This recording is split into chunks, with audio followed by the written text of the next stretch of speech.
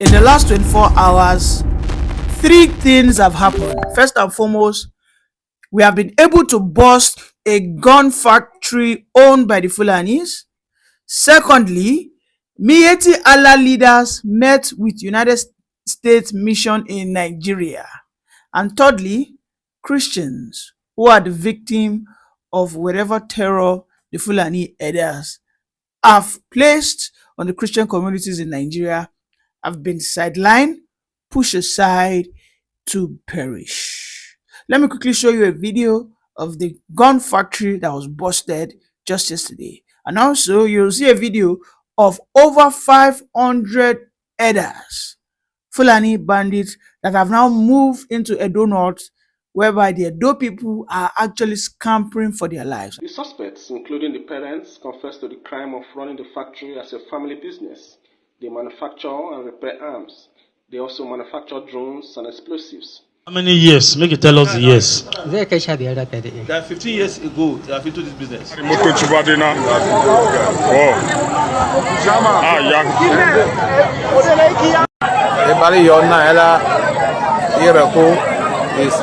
this area. So you go everywhere. Emitifira, Waguluri, Udame, and Nag in Nabe. He said, this is any. Welcome back. Make I accommodate these glasses. All right. So, what do we have here? The United States mission in Nigeria met with the Miyetti Allah to have a conversation that how can they reduce the insecurity that is being meted on the Christians by their sons. Whether we like it or not, those Fulani herders, whether armed or unarmed, are being part and parcel of the Miyetti body. Because never have we ever seen that the Miyetti Allahs have taken upon themselves to go out there to combat and fight and resist against the armed Fulani herders. It doesn't matter if these Fulanis are Nigerians or non-Nigerians. I have not seen them come out vehemently, reject and denounce these Fulani bandits. However, unsurprisingly, I am seeing the United States mission in Nigeria having a one-on-one conversation, as you can see on my screen there, without the presence of the Christians. My question is, do you barb the hair of a man in his absence? In a situation like this, you want to come and mediate for peace, and yet the victims are not in that conversation. How are you supposed to have a balanced communication? You have to understand that that communication would be an unfair one, because when you talk to the Miyetti members, they will tell you that it is the Christian communities who are predominantly farmers that have gone into the grazing route that was allocated and gazetted for them by the federal government of Nigeria since the days of the 1970s, then into the years of Buhari, which started in 2015, that the farmers encroach into their grazing route, which of course we know it is nothing but a blatant lie. Let it be known to the U.S. mission in Nigeria that that meeting must not be taken into heart. That meeting by those who are seeking for what we call a neutrality. In this instance, we are calling the U.S. mission in Nigeria not to be neutral. That if they must have a meeting to seek for peace, to reign between the herders and the farmers, they must have a roundtable where the two parties are involved. According to the report, since 2011, 2012, upward to this very day, which is approximately about 13 years later, we know how many Christians that are not less than 100,000 that have been killed cold-blooded by these armed bandits. But can we say the same with the others? Can we say the same that the Christians who are predominantly in the Middlebelt, who have consistently been sacked from their villages, who have had their communities renamed into Muslim names? A community will be renamed from Christopher to Muhammad. We have seen that those Christians have not had any such of reprisal attack. Just as I just showed in those videos, you can see that an incident that happened in the late hour of March into April, now as at April 30th, we can see that the indigenes of Edo North, who are within the axis of Uromi, Auchi, are now running away from their house and homes because over 600 Fulani elders just entered into their communities. And don't forget that the Edo governor Ekpobolo withdrew the guns of the hunters and the vigilantes, which simply means that anybody that stays behind risks his life from being wiped out. So the US mission, let me call you out again. This level of hypocrisy, this is what they do, whereby the US, I don't know if this has the approval of Donald Trump, which I sincerely want to contest, because I know that Donald Trump is a man who really preserves and takes to heart the security of a Christian life, and indeed even a Muslim, provided you do not show the tendencies of terrorism. So this US mission for me seems to be like a Democrat move. Don't forget that it was a Democrat that had that move, that because the APC have this unholy relationship and alliance with the Democrats. Don't forget in 2018 into 2019, when it was reported that the APC donated approximately $150 million to support the campaign of Biden. And ever since then, we saw how the Democrats under Obama, before Biden Obama, we saw how they supported the regime of APC into power, how they helped give the APC legitimacy. We saw how they invited Tinubu prior to the 2014-15 election. We saw how the Obama came into Nigeria to try and voice what we call the transgender agenda, wherein PDP rejected. And for that very reason, they said, we will sack you and bring in the APC government. We have seen how under Buhari, transgender sort of thrived. We saw how transgender thrived. However, the Democrats are suspected to be the one behind this move, whereby the US state had a meeting with the Miyetti Allah in the absence of those who are the real victim, whose bloods are being shed on a daily basis. This is unacceptable. In the other news, we saw that the factory that was exposed, busted, between the axis of Delta, right, are being run by, of course, by some saboteurs who are Delta indigenous, and of course, Northern elements. Most of those guns, yes, some of them are sold within that axis of Delta, but most of those guns that look so sophisticated are transported into the core north, where people are being sacked, terrorized, intimidated by the ISIS and the ISWAP. We know that this level of insecurity by these bandits and insurgents wouldn't have happened if there are no internal saboteurs. And this is so sad to see that some elements within the southern hemisphere, within Delta, into Edo, and even into Plateau, that some indigents, for selfish interest, will go into bed with these marauders, wherein they are now manufacturing guns locally. And this is why I have always said that I support the call of Deji Adeyoju the last time. He said that the government, they have failed in securing the people.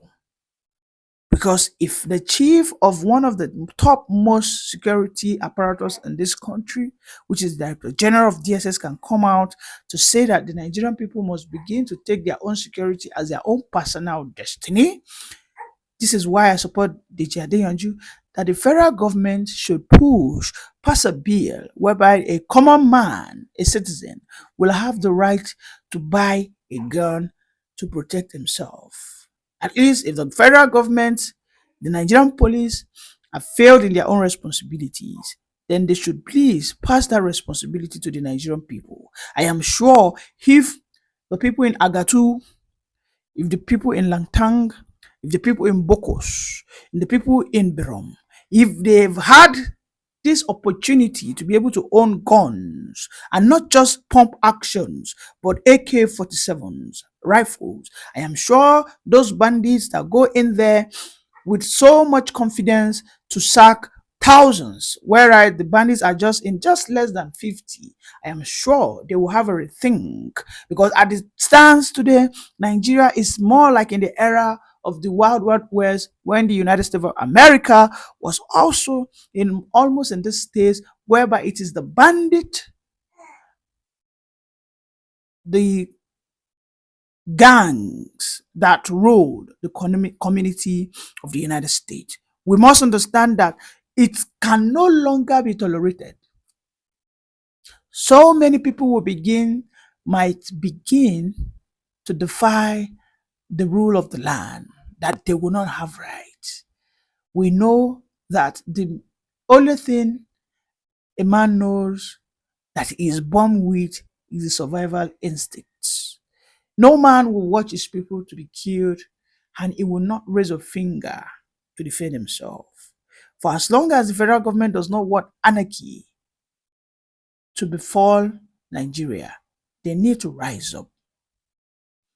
And in another news, as I have on my screen, Billy Graham, while he was carrying out his evangelism in Nigeria, while he was in the northern part of Nigeria, Kaduna to be precise, he wrote in his book that when he had a meeting with the then Sultan of Sokoto, trying to narrate his mission in Kaduna, saying that he is a Christian, he has not come to bring war, but simply to come and spread the gospel.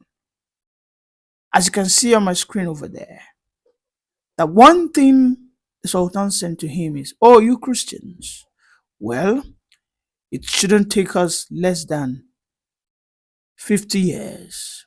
We will push all of you into the bottom of the sea." These are the statements of the Sultan as reported by Billy Graham in his book, as you can see on my screen.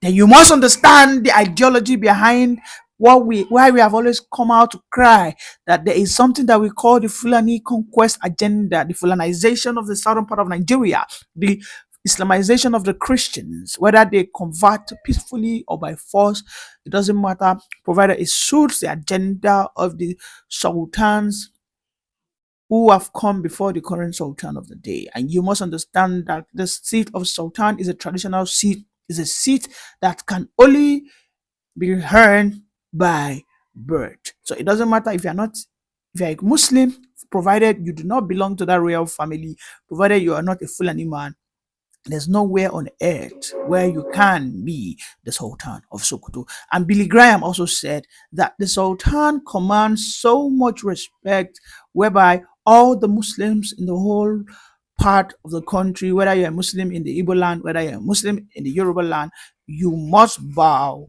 to the whims and caprices of the Sultan of Sokoto. Is that not what we have in Nigeria, whereby now we are now having Sharia now being implemented, even in Ebonyi, even in Oyo, even in Oshun, even in Iwo? We now have a situation whereby a traditional ruler in the Yoruba land is saying that he will no longer pay obedience to the cultural beliefs of the Yorubas, but he will pay obedience to the cultural beliefs of the Fulanese who are in the north. This is the level of colonization, recolonization that is currently ongoing, that is largely labeled and accepted as the Fulanization of the Nigerian contraption. Is this not why we are saying that the Middlebelt are currently being attacked here and there?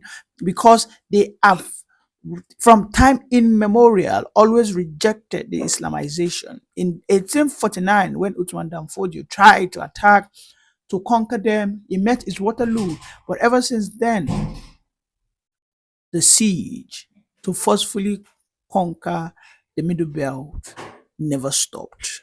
This is why there has always been an incessant attack. And this is why I have come out this morning to reject that meeting that was held between the Miyetti Allah members and, of course, the United States mission in Nigeria. That it is an affront, that it is not obtainable Hence, whatever agreement they had in that meeting must be null and void. If you're just joining, please kindly like, subscribe, and share.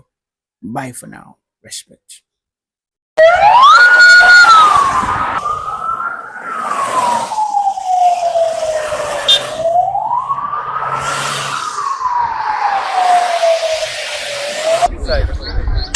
Men of the Edo State Police Command, in conjunction with the military, Nigeria Security and Civil Defense Corps, NSCDC, Edo Security Corps, Forest Security, as well as hunters, mobilized and invaded the evil forest at Ohosu on Benin-Lagos Road for ambush combing operations. The operation took the security team to all parts of the forest where cabs of suspected kidnappers were dislodged. In the process, one suspect was arrested with a locally made cut-to-size gun. Search, further search of some settlements in the forest, and we were lucky to recover a single barreled shotgun, and we also recovered one cartridge from another source, and we have arrested 2 suspects. We are going to conduct an intensive investigation on these suspects, and if we find them culpable, if we find them connected with any of the incidents of kidnapping out here in the forest, we will ensure that justice is done. The security move is one of the strategies outlined by the Edo State Commissioner of Police to give the farming populace confidence and to further push criminals out of Edo State Forest. The suspect was identified as Yunus Amuminu, who is 30 years old. The Commissioner of Police, Monday Agbonika, assured that the bush-combing exercise will be sustained. He stated that a team of joint security team will be positioned in the axis on Benin-Lagos Road called Evil Forest. We just conducted the bush-combing exercise, whereby we went into the Evil Forest, which is on Lagos Benin Expressway by Obush. This is a notorious area because we have been recording incidents where kidnappers come from the bush to grab their victims and so this is to send a message to the kidnappers that it is no longer business as usual, that we are going to go after them and that we are all working together in the state. As a matter of fact, we have the backing of the government of the state and the General of Police, IGP, who has mandated us to ensure that kidnapping stops in the state. The police again called for useful information from members of the public aimed at checking the activities of criminals in those states. Move.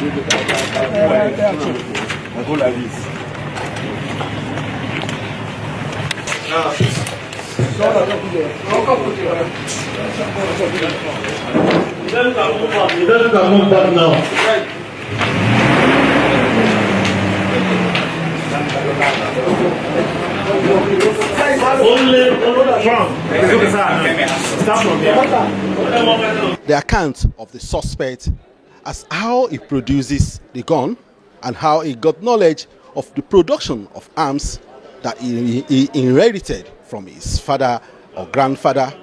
Listen to the account of the suspect. Now you be Adamu Noma? Nini Adamu Noma. Abin da faru na taho daga jamhuriyar Nijar. You don't speak English? Ba Turanci? Babu Turanci ranka. Kai.